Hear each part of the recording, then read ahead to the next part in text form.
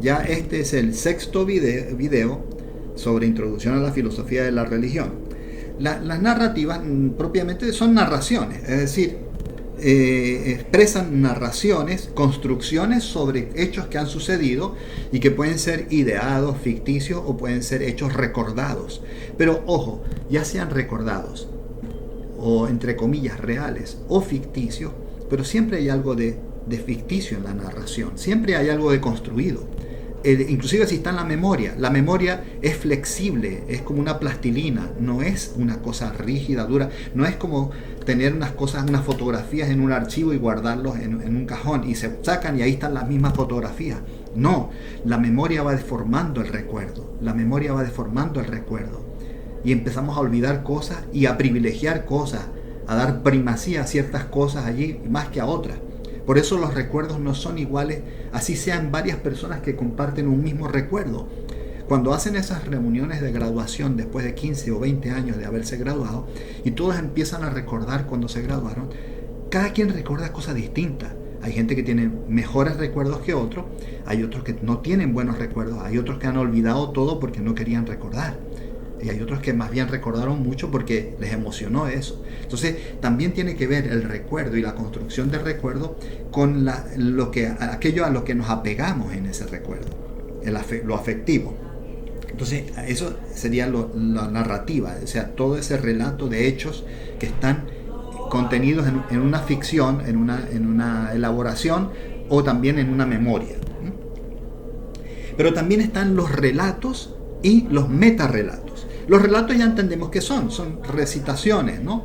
En francés se dice récit al relato, porque es como una recitación, un hablar cosas, ¿no? Como quien dice, hoy fui al parque y vi a fulano y conversamos y me dijo esto y esto y esto. Eso es un relato. Pero ¿qué es un metarrelato? Esto sí ya es un poquito más intrincado. Y como lo indica un poco etimológicamente la palabra, meta significa más allá, como cuando se dice metafísica, ¿ok? O metástasis, ¿no? Que siempre es algo que va más allá de su origen, ¿no? En el caso de un metarrelato, va más allá de lo que está en el relato. Pero a veces ese más allá, entre comillas, está acá, en el mismo relato, de dos maneras, ¿ok? Porque alude a principios para aplicar a un relato, los principios para aplicar a un relato. O sea, en el metarrelato nos da como herramientas o principios que podemos aplicar a ese relato.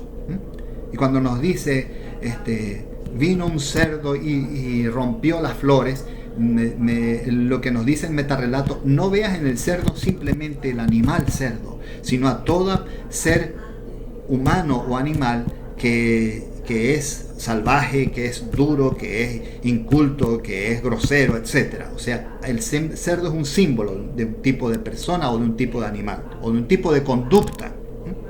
Entonces, ahí hay un metarrelato, unos valores asignados a ciertos seres. Pero además, al mismo tiempo, la propuesta de un relato que va más allá de eso, de lo relatado. Eso también es muy interesante y está mucho en el contenido religioso y en el texto religioso. La mayor parte de los textos religiosos son metarrelatos. Por ejemplo, el Génesis, que de la tradición judeocristiana, está en el primer libro de la Biblia, que se llama así, el Génesis. El Génesis nos relata la historia de Adán y Eva. Allí hay un relato. Fue creado Adán, luego de su costilla es creada Eva. Ese es uno de los relatos, porque hay como 3 mitos o relatos contenidos allí, ¿no? Pero ese es uno de los relatos. Primero creado Adán y después Eva, y después tienen su vida en el jardín, que es muy corta, hasta que transgreden y son expulsados del jardín. Pero en ese relato hay un metarrelato, una propuesta que va más allá de lo relatado, porque hay un significado de los hechos que tiene que ver con nosotros, como personas en este momento, miles de años después, o en otra naturaleza distinta después de ese relato, ¿no? Nos dice cosas que en el caso del relato religioso se refieren al contenido religioso, a un particular contenido religioso, tanto porque ofrece herramientas para leer e interpretar el relato, como porque plantea ideas detrás de lo contenido del relato y que vemos más allá del relato. O sea, el relato nos da herramientas para leer ese relato, para interpretarlo, y también nos da ideas sobre una segunda lectura, un segundo registro de esa lectura que nos dice más sobre ese relato. Entonces, Adán y Eva no es solamente un relato sobre lo que pasó a estas dos personas, sino también del problema de la soberbia humana, ¿ok? Del problema de la libertad, del problema de la tentación. O sea, hay distintos niveles de metarrelato allí. Eso es muy interesante y está en todos los textos religiosos, o en la mayoría de ellos, ¿no? Muy bien.